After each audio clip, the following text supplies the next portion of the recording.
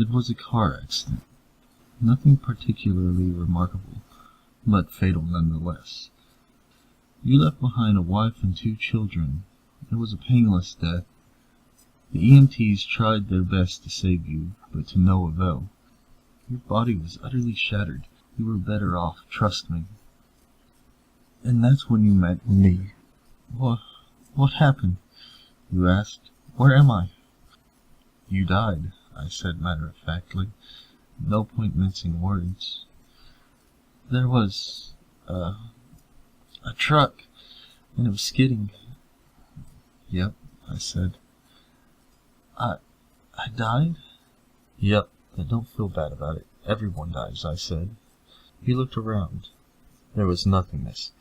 Just you and me. What is this place? You asked.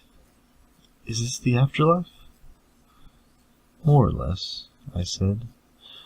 Are you God? You asked. Yep, I replied. I'm God. My kids.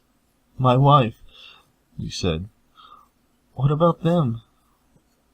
Will they be all right? That's what I like to see, I said. You just died, and your main concern is for your family. That's good stuff right there. You looked at me with fascination. To you, I didn't look like God. I just looked like some man. Some vague authority figure. More of a grammar school teacher than the Almighty. Don't worry, I said. They'll be fine. Your kids will remember you as perfect in every way. Your wife will cry on the outside, but will be secretly relieved. To be fair, your marriage was falling apart. If it's any consolation, she'll feel very guilty for feeling relieved. Oh, you said. So what happens now? Do I go to heaven or hell or something? Neither, I said. You'll be reincarnated. Ah, he said. So the Hindus were right. All the religions are right in their own way, I said. Walk with me. You followed along as we strolled through the void. Where are we going? Nowhere in particular, I said. It's just nice to walk while we talk. So what's the point then? You asked. When I get reborn, I'll be a blank slate, right? A baby? So all my experiences and everything I did in this life won't matter. Not so, I said. You have within you all the knowledge and experiences of all your past lives. You just don't remember them right now. I stopped walking and took you by the shoulders. Your soul is more magnificent, beautiful, and gigantic than you can possibly imagine. A human mind can only contain a tiny fraction of what you are. It's like sticking your finger into a glass of water to see if it's hot or cold. You put a tiny part of yourself into the vessel, and when you bring it back out, you've gained all the experiences it had. You've been a human for the last 34 years, so you haven't stretched out yet and felt the rest of your immense consciousness. If we hung around here for longer, you'd start remembering everything, but there's no point doing that between each life.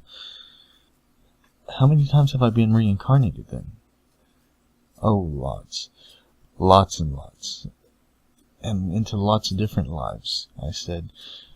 This time around you'll be a Chinese peasant girl in 540 AD. Wait, what? You stammered. You're sending me back in time? Well, I guess technically.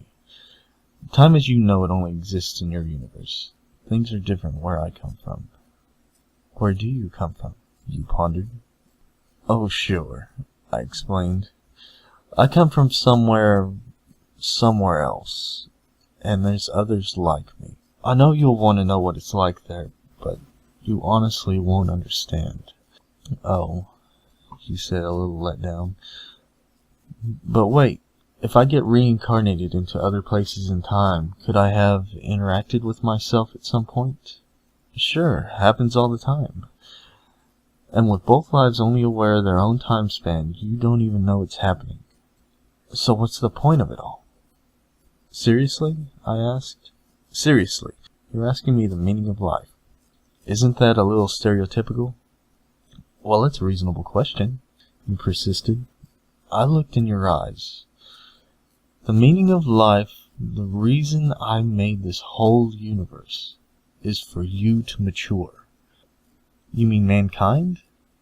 You want us to mature? No, just you.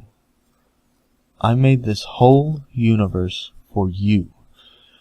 With each new life you grow and mature, and become a larger and greater intellect. Just me? What about everyone else? There is no one else, I said. In this universe, there's just you and me. You stared blankly at me. But all the people on Earth. All you. Different incarnations of you. Wait, I'm everyone? Now you're getting it, I said with a congratulatory slap on the back. I'm every human who ever lived, or who will ever live. Yes, I'm Abraham Lincoln, and you're John Wilkes Booth too, I added. I'm Hitler, you said, appalled, and you're the millions he killed. I'm Jesus, and you're everyone who followed him. You fell silent. Every time you victimized someone, I said, you were victimizing yourself. Every act of kindness you've done to yourself. Every happy and sad moment ever experienced by any human was or will be experienced by you. Why? You asked. Why do all this? Because someday you will become like me. Because that's what you are. You're one of my kind. You're my child. Whoa, you said incredulously. You mean I'm a god? No, not yet. You're a fetus. You're still growing. Once you've lived every human life throughout all time, you will have grown enough to be born. So the whole universe, you said, it's just an egg of sorts, I answered. Now it's time for you to move on to your next life. And with that, I sent you on your way.